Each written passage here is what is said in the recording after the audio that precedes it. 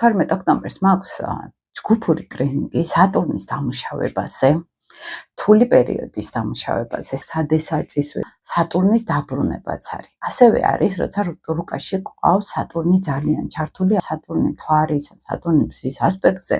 ეს უკვე მთელი ცხოვრება მოქმედებს და მათაც აქვთ ცხოვრება სატურნული. ვისაც სატურნის ენერგია გაქვთ ცოტა ნეგატიურად, ან პრობლემურად, ან ახლა გაქვთ სატურნის დაბრუნება, ერთ-ერთი ყველაზე მნიშვნელოვანი წლები არის ჩვენ ცხოვრებაში.